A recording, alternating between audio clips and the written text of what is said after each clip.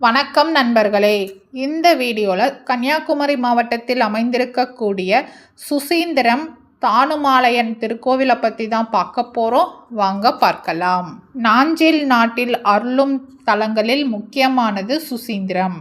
இங்குதான் சுவாமி தானுமாலையனாக காட்சி தந்து அருள் புரிகிறார். நாகர்கோவிலிலிருந்து கன்னியாகுமரி செல்லும் சாலையில் சுமார் 7 கிலோமீட்டர் தொலைவில் அமைந்துள்ளது இந்த கோவில்.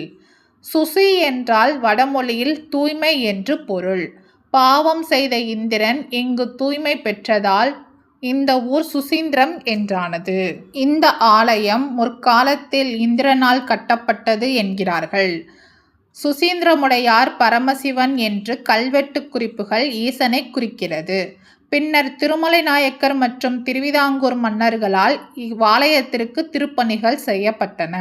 இந்த ஆலயமே சிற்பக்கலைக்கு எடுத்துக்காட்டாக அழகுற அமைந்துள்ளது. இங்குள்ள செண்பகராமன் மண்டபம், குலசேகர மண்டபம், ஊஞ்சல் மண்டபம், வசந்த மண்டபம், சித்திர சபை என எங்கு நோக்கினும் கல்லிலே கலைவண்ணம் காணலாம். இங்குள்ள இசைத்தூண்களும் உலக புகழ் கொண்டவை. மூலவர் தானுமலையானை நள்ளிரவில் தேவேந்திரனே பூஜை செய்கிறான் என்பது நம்பிக்கை. இதனால் இங்கு இரவு அர்த்தஜாம பூஜை கிடையாது. மாலையில் பூஜை பொருட்களை வைத்துவிட்டு கதவை மூடிவிடுவார்கள். முதல் நாள் மாலை பூஜித்த அர்ச்சகர் மறுநாள் காலை கதவை திறக்க மாட்டார். அவர் வைத்துவிட்டு சென்ற பொருட்கள் மாறியிருப்பதை அவர் காணக்கூடாது என்பது விதி. காலையில் திருக்கதவு திறப்பவர் அகம் கண்டது புறம் கூறேன் என்று உறுதியளித்த பிறகே கதவு திறப்பார் என்பது இக்கோவிலில் உள்ள அதிசயம். கருவறையில் தானுமாலய சுவாமி லிங்க வடிவில் தங்க கவசத்தில் திருமுகம் ஜொலிக்க அதன் மேல்புறம் 14 சந்திர பிறைகளும் அதன் மேல் ஆதிசேஷனும் குடைவிரித்து காட்சி தருகிறார். இதுவே மும்மூர்த்திகளும் இணைந்த திருக்கோலம். இங்குள்ள அம்பிகை அறம் வளர்த்த அம்மன். இங்குள்ள தல தீர்த்தமாக கோவிலுக்கு முன்புள்ள திருக்குளமான ஸ்ரீ சக்கர அபிஷேக தீர்த்தம் மற்றும் பிரபட்ச தீர்த்தம் உள்ளது. இந்திரனோடு மருந்துவாள் மலைக்கு வந்த ஐராவதம் தனது தந்தத்தால் கீறி உருவாக்கியதே கோட்டாறு எனப்படுகிறது. இங்கு திருப்பணிக்காக நிலத்தை தோண்டும் போது அனுமன் சிலை கண்டெடுக்கப்பட்டது. 18 அடி உயரம் கொண்ட இச்சிலை ராமபிரானின் கருவறைக்கு எதிரில் அமைந்துள்ளது. கணேசினி என்ற திருநாமம் கொண்ட பெண்ணுரு பிள்ளையார் அமைந்திருப்பது இன்னொரு சிறப்பு. ஒரே கல்லில் செதுக்கப்பட்டுள்ள நவகிரகங்களின் சிற்பம் மேற்கூரையில் உள்ளன. பள்ளி கொண்ட பெருமாள், கைலாசநாதர், மூடு விநாயகர், துர்க்கையம்மன், சங்கரநாராயணர், சண்டிகேஸ்வரர், நடராஜர் என பல சன்னதிகள் கொண்ட ஆலயம் இது. பிரதோஷ நாளில் ரிஷப வாகனத்தில் ஈசனும் கருட வாகனத்தில் பெருமாளும் பிரகாரத்தில் பவனி வருவது சிறப்பு. இது வேறெங்கும் நடைபெறாத அதிசயம்.